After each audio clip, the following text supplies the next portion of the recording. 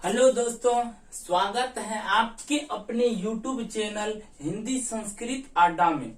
दोस्तों, आज की इस वीडियो में हम बात करने वाले हैं हिंदी भाषा व व्याकरण का सामान्य परिचय। हम इस चैनल के माध्यम से आप लोगों को संपूर्ण हिंदी व्याकरण, संस्कृत एवं संस्कृत व्याकरण का संपूर्ण सिलेबस कवर करेंगे। तो सबसे पहला क्वेश्चन आता है कि आखिर भाषा क्या है। तो भाषा शब्द की उत्पत्ति भाष धातु से हुई है। भाषा शब्द की उत्पत्ति भाष धातु से हुई है। ये मूल भाषा का शब्द है। मूल भाषा का शब्द है। मूल भाषा कहने का तात्पर्य होता है संस्कृत भाषा। कौन सी भाषा दोस्तों? संस्कृत भाषा, जिसका अर्थ होता है विचार प्रकट करना। क्या अर्थ होता है दोस्तों? विचार प्रकट करना। तो भाषा शब्द की उत्पत्ति संस्कृत के भाष धातु से हुई है, जिसका अर्थ होता है विचार प्रकट करना। अब हम लोगों के मन में क्वेश्चन आने लगता है कि आखिर विचार क्या है।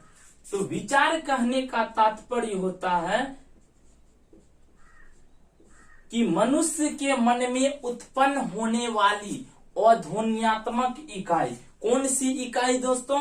अध्वन्यात्मक इकाई विचार कहलाता है। मनुष्य के मन में उत्पन्न होने वाली अध्वन्यात्मक इकाई विचार कहलाता है। एग्जाम्पल के तौर पे कहे तो अभी हमारे मन में बहुत सारे विचार आते हैं, जिन विचारों को हम आप लोगों के मध्य बोल के प्रकट करते हैं। क्या करते हैं? बोल के प्रकट करते हैं। जब तक हम अपने मन के विचारों को आप तक किसी न किसी माध्यम से शेयर नहीं करेंगे, प्रकट नहीं करेंगे, तब तक आप लोगों को पता नहीं चल सकता है कि हमारे मन में कौन सी विचार जगी है। और इन विचारों को जब एक व्यक्ति दूसरे व्यक्ति तक, यानी एग्जाम्पल के तौर पे कहा जाए तो हमारे मन में जो विचार उत्पन्न हुई है, उन विचारों को हम आप सभी के मध्य बोल के, कौन चीज करके दोस्तों? बोल के प्रकट करते हैं कि आज हमारे मन में विचार आया कि आज हम हिंदी भाषा की परिचय का, सामान्य परिचय का एक वीडियो के माध्यम से आप लोगों के बीच प्रकट करें। क्लियर दोस्तों? तो इन विचारों को हम बोल के प्रकट किए। क्या किए? बोल के प्रकट किए। तो ये बोलने का जो साधन या माध्यम है, यानी विचार को आप तक पहुंचाने का जो साधन या माध्यम है, वही कहलाता है भाषा। क्या कहलाता है दोस्तों? भाषा। एग्जाम्पल के तौर पे कहा जाए तो एक व्यक्ति अपने विचारों को दूसरे व्यक्ति तक पहुंचाता है। एक व्यक्ति अपने विचारों को दूसरे व्यक्ति तक पहुंचाता है। तो जिस माध्यम से ये व्यक्ति अपना विचार इन व्यक्ति के पास पहुंचाता है, तो इस साधन या माध्यम को, साधन या माध्यम को भाषा कहते हैं। क्या कहते हैं दोस्तों? भाषा कहते हैं। क्लियर है यहाँ तक बात कि आखिर भाषा क्या होती है, विचार क्या होता है? क्लियर हो गया। तो अगला पॉइंट्स आता है कि भाषा, अगर इन भाषा को पारिभाषिक तौर पर बोला जाए तो एक व्यक्ति या व्यक्तियों का समूह अपने विचारों को दूसरे व्यक्ति या व्यक्तियों तक जिस साधन या माध्यम से पहुंचाते हैं दोस्त, उस साधन या माध्यम को भाषा कहते हैं। क्या कहते हैं? भाषा कहते हैं। विचार मनुष्य के मन में उत्पन्न होने वाली अध्वन्यात्मक इकाई विचार कहलाता है। आप इसका स्क्रीनशॉट ले लीजिए। हम अगली टॉपिक की बात करते हैं।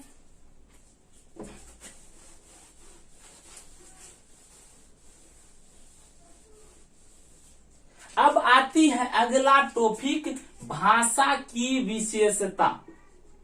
भाषा की विशेषता।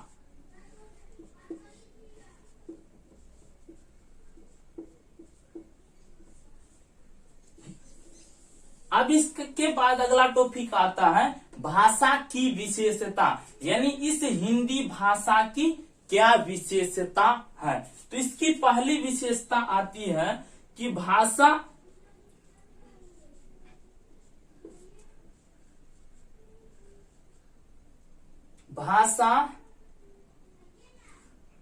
अर्जित संपत्ति है। भाषा अर्जित संपत्ति है। इसको एक बार गौर से समझिए, ये जो भाषा है, ये भाषा एक अर्जित संपत्ति है। अर्जित संपत्ति कहने का तात्पर्य होता है कमाई हुई संपत्ति।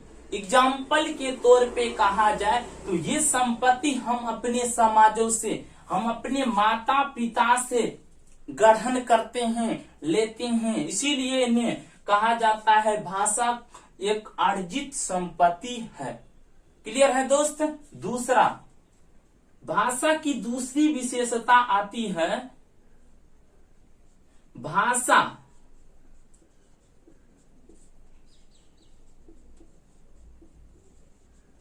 सामाजिक प्रक्रिया है।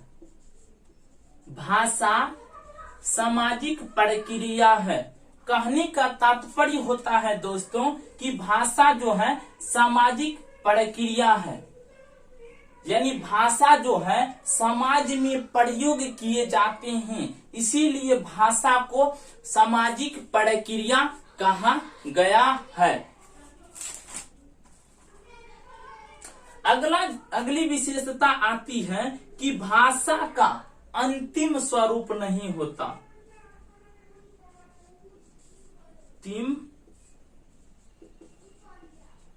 स्वरूप नहीं होता, यानी कहा जाता है कि भाषा का अंतिम स्वरूप नहीं होता। इसको एक बार अच्छी तरह से समझिए कि कोई भी भाषा है उसका अंतिम स्वरूप नहीं होता। अगर अंतिम स्वरूप होता तो हिंदी भाषा जो है, हिंदी भाषा संस्कृत भाषा से निकली है। किससे? संस्कृत भाषा से। इसके बीच यानी इस संस्कृत भाषा जो हिंदी भाषा का निर्माण हुआ, इसमें कुछ और प्रोसेस हैं जो अगले वाले वीडियो में हम आप लोग को बड़ी इंटरेस्टिंग टॉपिक के साथ जोड़ेंगे और बताएंगे। अभी संक्षिप्त में समझते हैं, यानी ये हिंदी भाषा जो है वह संस्कृत भाषा से निकला है। तो अगर भाषा का अंतिम स्वरूप होता तो ये संस्कृत भाषा ही आज प्रयोग होता। एग्जाम्पल के तौर पे कहा जाए तो आमरम ही आज पढ़ते, ना कि आम पढ़ते। क्लियर है दोस्त। तो क्या बोले कि भाषा का अंतिम स्वरूप नहीं होता, यानी भाषा बदलते रहता है। हम अपने क्षेत्र के माध्यम से इन भाषाओं को क्या करते हैं, बदलते रहते हैं। क्लियर है दोस्त। अगला आता है कि भाषा परिवर्तनशील होता है। अगली विशेषता है कि भाषा परिवर्तनशील होता है। परिवर्तनशील कहने का तात्पर्य होता है परिवर्तनशील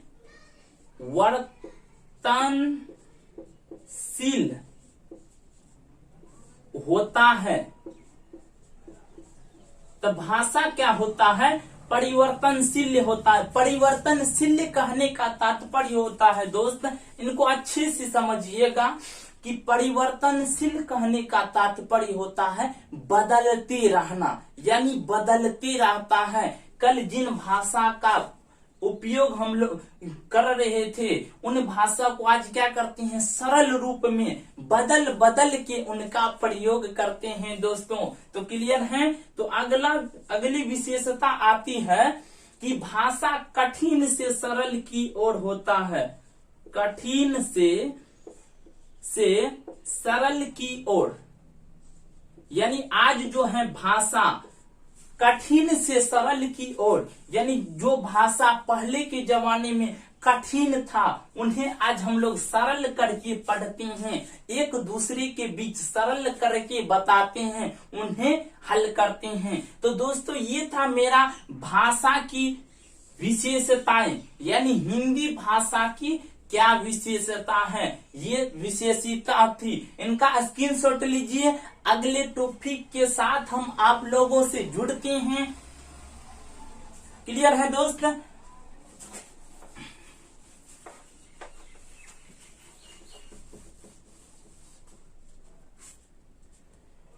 अगली आती है कि भाषा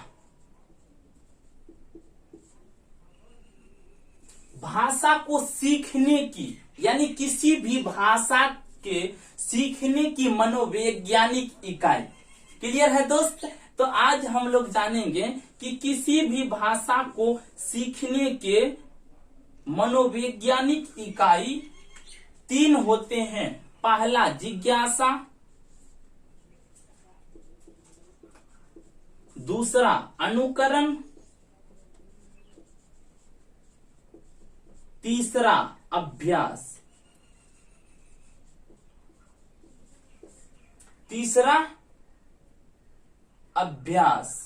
यानी किसी भी भाषा को सीखने के लिए 3 प्रकार की मनोवैज्ञानिक इकाई है। गौर से समझिएगा इनको। हम इन सभी टॉपिकों को साहित्य के साथ जोड़ के एक एक टॉपिक को पढ़ाएंगे दोस्तों। क्लियर? तो किसी भी भाषा के सीखने के मनोवैज्ञानिक इकाई 3 होते हैं। पहला जिज्ञासा, दूसरा अनुकरण, तीसरा अभ्यास। चलिए समझते हैं एक एक करके कि आखिर जिज्ञासा क्या होती है। तो जिज्ञासा कहने का तात्पर्य होता है कि किसी भी भाषा को सीखने के लिए जिज्ञासु होना जरूरी है, उन भाषा में रुचि होना जरूरी है, और रुचि के साथ हम लोग सीखते हैं। ये भाषा की मनोवैज्ञानिक इकाई है। दूसरा आता है अनुकरण। अनुकरण कहने का तात्पर्य उन भाषाओं के बारे में हम लोग सोचते हैं, विचार करते हैं, वो होता है अनुकरण। तीसरा आता है अभ्यास। अभ्यास कहने का तात्पर्य किसी भी भाषा को सीखने के लिए हम लोगों को उसे बार बार अभ्यास करना होता है, तभी हम लोग किसी भी भाषा को सीख सकते हैं, अच्छी पूर्वक से उन्हें सीखते हैं। क्लियर है दोस्तों? अगला टॉपिक आता है हम लोगों का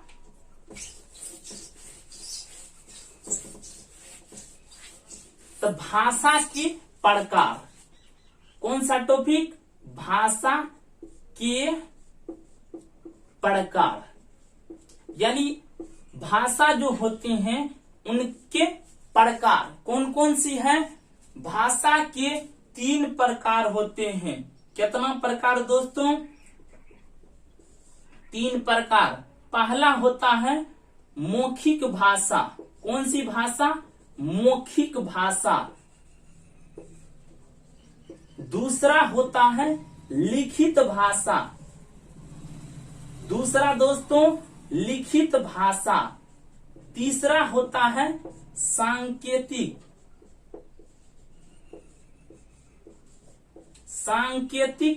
भाषा। किसी भी भाषा के 3 प्रकार होते हैं। कितना प्रकार होते हैं दोस्तों?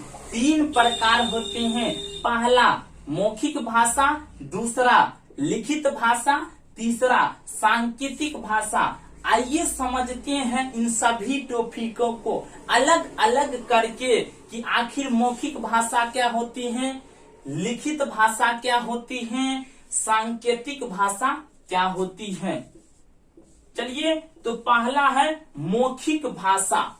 मौखिक भाषा, भाषा का अर्थ क्या होता है? विचार को प्रकट करने वाला साधन या माध्यम। साधन या माध्यम। विचार को प्रकट करने वाला साधन या माध्यम क्या कहलाता है? भाषा। तो आप मौखिक भाषा, तो विचार को प्रकट करने वाला साधन या माध्यम, ये सभी क्या भाषा कहलाते हैं। तो मौखिक भाषा क्या होती है? जब मनुष्य अपने विचारों को बोल के, कौन चीज करके? बोल के दूसरे को समझाते हैं, बताते हैं, तो उसे मौखिक भाषा कहते हैं। वो भाषा का प्रकार मौखिक भाषा कहलाते हैं। क्लियर है दोस्त? मौखिक भाषा किसे कहती हैं? जब हम लोग किसी भी भाषा को दूसरे तक बोल के प्रकट करेंगे। कैसे प्रकट करेंगे? बोल के प्रकट करेंगे, तो भाषा की उन प्रकारों को मौखिक भाषा कहते हैं। क्लियर है दोस्त? अगला आता है लिखित भाषा। भाषा फिर क्या होगा इसमें कि विचारों को प्रकट करने वाला साधन या माध्यम भाषा होगा। तो लिखित क्या होता है? किसी भी भाषा को जब हम किसी दूसरे व्यक्ति तक लिख के प्रकट करते हैं, तो उसे क्या, उस भाषा के प्रकार को लिखित भाषा कहते हैं। दोस्तों क्लियर? अगर डाउट हो तो आप कमेंट कीजिए, हम अगले वाले वीडियो में प्रयास करेंगे उन टॉपिक से जुड़ी हर एक कठिनाइयों को दूर करने का। दोस्तों चलिए अगला आता है सांकेतिक भाषा। कौन सी भाषा? भाषा की लास्ट और अंतिम प्रकार, जिसका नाम है सांकेतिक भाषा। इसमें भी भाषा का परिभाषा क्या होगा कि विचारों को प्रकट करने वाला साधन या माध्यम भाषा कहलाता है। क्लियर है? तो अब सांकेतिक क्या होता है? सांकेतिक यानी जिसको अपनी साधारण सी भाषा में कहा जाए तो संकेत देना, इशारा करके बताना ही सांकेतिक भाषा कहलाता है। अगर इसे परिभाषा के तौर पर बांध दिया जाए तो किसी भी भाषा को जब कोई व्यक्ति संकेत के द्वारा दूसरे व्यक्ति तक पहुंचाते हैं तो भाषा के उस प्रकार को सांकेतिक भाषा कहते हैं। क्लियर? अब तीनों में थोड़ा सा अंतर समझते हैं। इस भाषा में क्या होगा? एक एग्जाम्पल लेते हैं, राम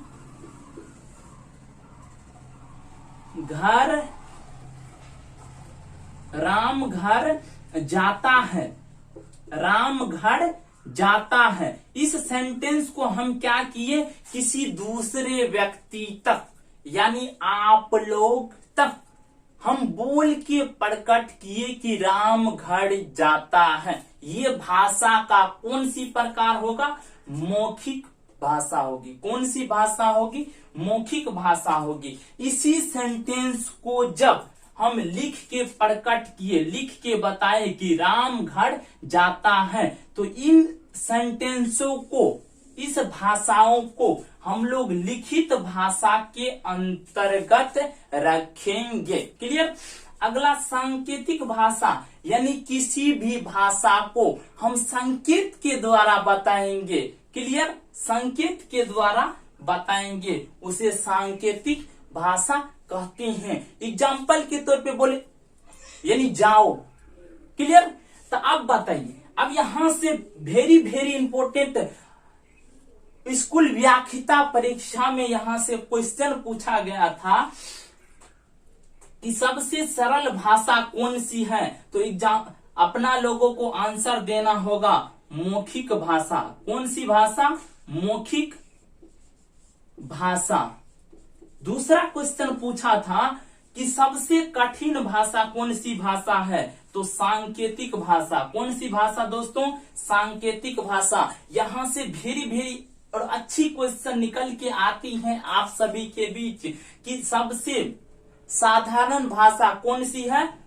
मौखिक भाषा। और सबसे कठिन भाषा कौन सी है? सांकेतिक भाषा। चलिए दोस्तों, इसके बाद आप लोगों के बीच अगले वाले वीडियो में एक नई ऊर्जा के साथ एक नए टॉपिक के साथ जुड़ने का प्रयास करेंगे। आज के लिए इतना ही।